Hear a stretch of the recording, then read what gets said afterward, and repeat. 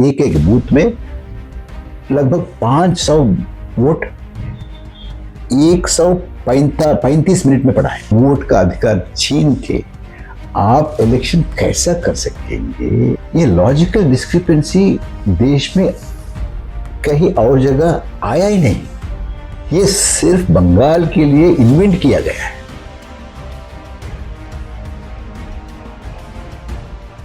हमारा संविधान ने सबको वोट का हक दिया है। आप आदमी हो या औरत हो या बंगाली हो, तेलुगु हो, कन्नड़ा हो, साउथ इंडिया में रहते हो, नॉर्थ इंडिया में रहते हो, ईस्ट इंडिया में रहते हो, और आप टैक्स पे करते हो, नहीं पे करते हो, आप स्कूल गए हैं, नहीं गए हैं, आप एजुकेटेड है या नहीं एजुकेटेड है, लिटरेट है, बिल्कुल कुछ कंडीशन नहीं है, सबको देना है वोट, है ना। इसका मतलब है कि जो लोग 18 साल और 18 साल से ज़्यादा उम्र है वो सबको वोट चाहिए, वोट देना चाहिए, वोट का हक है। अभी इलेक्शन कमीशन एसआईआर के जरिए में क्या कर रहे हैं? ये कर रहे हैं कि आप ये पत्र लेकर आओ, वो पत्र लेकर आओ, ये लेकर आओ, वो लेकर आओ, ये साबित करो, वो साबित करो। हाँ। ये सब बोल रहे हैं ना।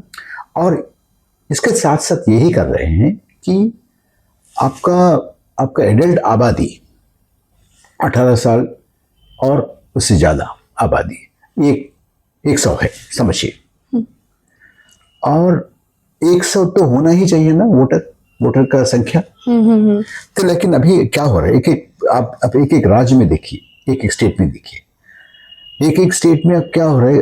आपका उत्तर प्रदेश में आबादी, ये एडल्ट लोगों का आबादी 16 पॉइंट कुछ करोड़ है। और एसआईआर के बाद क्या हुआ? एसआईआर के बाद आपको मिल रहा है वोट हक सिर्फ 12-13 करोड़ का है। उसका मतलब 3 करोड़ उड़ जाए। एकदम सही। तो बंगाल में भी ऐसा है, केरल में भी ऐसा है, तमिलनाडु में भी ऐसा ही, मध्य प्रदेश में ऐसा है। लगभग 10%, 12%, 13%, 7% ऐसी आबादी को आप अलग कर रहे हैं। तो इसका मतलब ये है कि पुराने जमाने में यूरोप में, अमेरिका में, अफ्रीका में ऐसा होता था कि जो लोग हमारे लोग नहीं हैं, हमारे धर्म का नहीं है, हमारे भाषा का नहीं है, हमारा प्रांत का नहीं है, हमारे जैसे नहीं दिखते हैं, आपका रंग अलग है, आपका रूप अलग है, वो इस पुराने जमाने में उन लोगों को मारते थे, कत्ल करते थे। Exactly. नहीं तो बाहर कर देते हैं, ठीक है ना। अभी आप बाहर भी नहीं कर सकते हैं, कत्ल भी नहीं कर सकते एकदम। क्योंकि अभी हम तो 2026 में हैं। लेकिन आप ये एक बयान देखिए, ये असम का चीफ मिनिस्टर है, ये शर्मा जी, उसने क्या बोला था? ओपनली खुल के ये बोला है कि देखिए, मैं ये मियाँ लोगों को मैं बाहर नहीं निकाल सकता हूँ, इसलिए मैं ऐसी कंडीशंस राज्य में पैदा कर रहा हूँ, ये लोग खुद बाहर जाएंगे। तो ऐसा खुल के बताया ना। इसका मतलब क्या है कि आपका सिटीजनशिप जो है, नागरिकता, सिटीजनशिप को आप खत्म कर लीजिए। अगर आप सिटीजन को खत्म नहीं कर सके तो आप सिटीजन को नहीं कत्ल कर सकते हैं, तो इसलिए आप सिटीजनशिप को कत्ल करेंगे। तो सिटीजनशिप का कत्ल करने का क्या मतलब है? आपका वोट का अधिकार छीन लीजिए, छीन लिया तो आपका सिटीजन का क्या मतलब होगा? कुछ नहीं। तो इसलिए मैं ये बोल रहा था कि SIR is nothing but a bloodless political genocide, रक्त रहित नरसंहार, राजनैतिक नरसंहार। आपका राजनैतिक हक जो है, वो वोट करने का अधिकार जो है, उसको खत्म कर रहे हैं। तो इसलिए मैं ये बोला था, पहले जमाने में लोगों को नरसंहार करते हैं, मारते थे, अभी नरसंहार सिटीजनशिप को कर रहे हैं, वोट छीन रहे हैं। तो आप इसका मतलब ये, इसका परिणाम ये होगा कि इंडिया में, भारत में 2 तरीके का लोग होंगे, 2 क्लासेस का लोग होंगे। एक क्लास को सब है उनके पास, वोट भी है। दूसरी तरीका का लोग रह सकते हैं लेकिन वोट नहीं। तो ये पॉलिटिकल ब्लडलेस जेनोसाइड इसलिए बोला था कि एसआईआर के जरिए में ये कर रहे हैं। तो इसका इसका नतीजा, इसका परिणाम आपको चुनाव में देखने के लिए मिलेगा, लेकिन चुनाव का परिणामों का सीमित नहीं होगा, इससे ज्यादा होगा। इसका ज्यादा मतलब हमारा संविधान में जो है कि आप कुछ भी हो, 18 और 18 से ज्यादा आपका उम्र है तो आपको वोट है, तो उसको बदल रहे हैं। तो इसका मतलब यह है कि आप साथों साथ आप संविधान को भी समाप्त कर रहे हैं। साफ है, देखने के लिए साफ मिलेगा। आप 3-4 महीने में इतना बड़ा एक्सरसाइज ले लिया, इसका मतलब यही है आप कुछ लोगों को वोट देने का अधिकार छीन लो। तो तुरंत उसका नतीजा आप देखो कि सत्ता पाने के लिए ये बड़े पैमाने पर एक कदम उठा रहे हैं। क्योंकि अगर वो लोग अभी जो सत्ता में दिल्ली में बैठे हैं, वो लोग साफ इलेक्शन में खड़े होंगे तो चुनाव लड़ेंगे, तो उन लोगों को जीतने का कोई संभव नहीं है। इसलिए अब 2 तरीका चुने हैं वो लोग। एक एसआईआर, तो वोटरों का वोट छीन लो।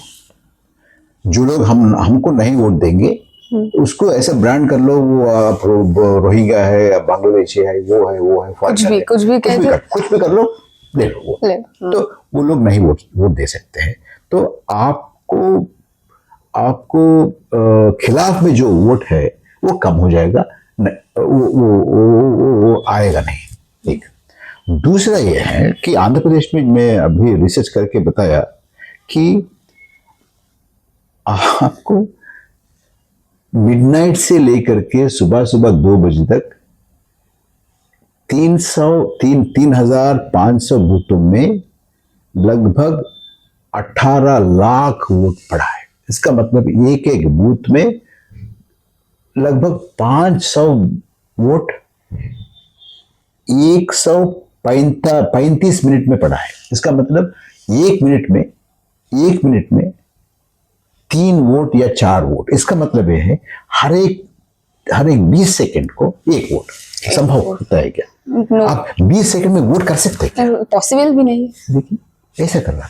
तो इसका मतलब ये खेल, एक तो एसआईआर के, दूसरा ये मैनिपुलेशन, दोनों तरफ से ये करने के लिए अभी तैयार है। आंदोलन करना चाहिए। देखिए 27 लाख लोग, 27 लाख लोग अपने एजुकेशन पे डाला है, तो एजुकेशन कीजिए ना। एजुकेशन करके ये एलिजिबल है या नहीं तय कर दीजिए। तय करके जो लोग एलिजिबल नहीं है, अब आप ऐसे डिसाइड करेंगे, उन लोगों को आप रोकिए।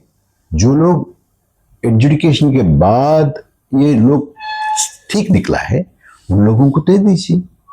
तो 27 लाखों की एजुकेशन कीजिए ना।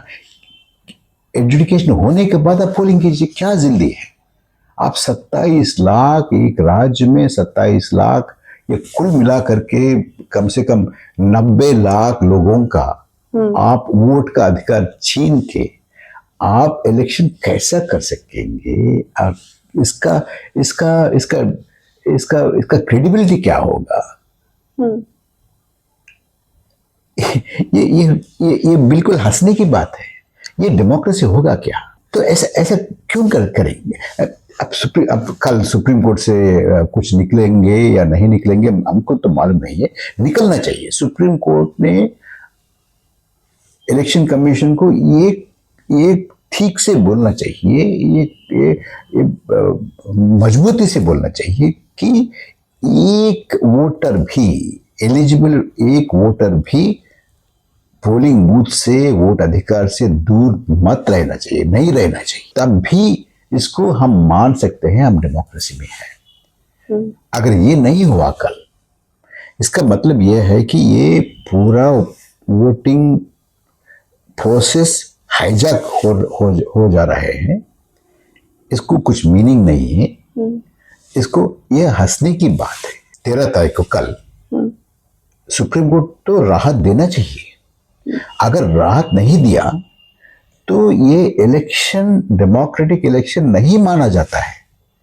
ये कैसा आप इलेक्शन कैसे मानेंगे? इसको इलेक्शन को नहीं माना जा सकता है। 90 लाख लोगों को बाहर रखा है ये प्रोसेस से, और उसमें से 27 लाख लोग आपने एजुकेशन में रखा है, और आप एजुकेशन नहीं कर रहे हैं। उनका गलती नहीं है। आप एजुकेशन करके ये कौन है, ये एलिजिबल है या ना एलिजिबल है, आप निकाल, उसके बाद इलेक्शन कीजिए ना। उससे पहले आप इलेक्शन किए तो, मतदान हो तो, उसको डेमोक्रेटिक इलेक्शन नहीं माना जाता है। ये लॉजिकल डिस्क्रिपेंसी देश में कहीं और जगह आया ही नहीं। ये सिर्फ बंगाल के लिए इन्वेंट किया गया है। देखिए, बहुत सारे जगह हो रहे हैं ना एसआईआर। अब असम में क्या है, एसआईआर नहीं कर रहे, एसआर कर रहे हैं, लेकिन उसमें आप कभी ये लॉजिकल डिस्क्रिपेंसी का टर्म सुना है? नहीं सुना है। यूपी में नहीं सुना है, केरला में नहीं सुना है, तमिलनाडु में नहीं सुना है, गुजरात में नहीं सुना है, और पांडिचेरी में नहीं सुना है, कहीं सुना है। ये बंगाल का क्या है? ये इसलिए हो रहा है कि कैसा भी कौन सी मेथड अपनाओ, लेकिन इधर कुछ करने के लिए तैयार है, इसलिए आ रहा है।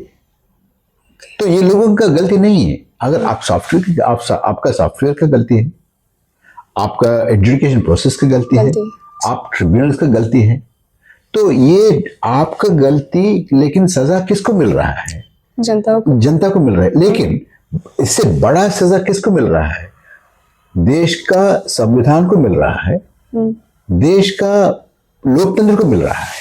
5-এ পা দিল ইনস্ক্রিপ্ট। এই 5 বছরে আমরা আমাদের সাধ্যমতো শ্রম, নিষ্ঠা এবং সাহসে ভর করে চালিয়ে গেছি আমাদের সাংবাদিকতা। এক্সিট পোলের মিথ্যাচার ফাঁস করেছি আমরা। গিগ শ্রমিক, পরিযায়ী শ্রমিকদের কথা বারবার তুলে ধরেছি আমরা। প্যালেস্টাইন, বাংলাদেশ নিয়ে কথা বলেছি আমরা। বাংলাদেশের শাটডাউনের দিনগুলিতে প্রবাসী বাঙালিদের তাদের পরিবার পরিজনের খবর দিয়েছি আমরা। নাগরিক সাংবাদিকতা চালিয়ে যেতে গেলে চাই নাগরিকদের প্রত্যক্ষ অংশগ্রহণ। তাই আমরা ডোনেশন ব্যবস্থা চালু করেছি। স্ক্রিনে দেওয়া এই কিউআর কোডে আপনারা আমাদের যে কোনো অঙ্কের মূল্য পাঠাতে পারেন। আপনাদের অনুদান আমাদের নিজেদের কাজ এগিয়ে নিয়ে যেতে সাহায্য করবে।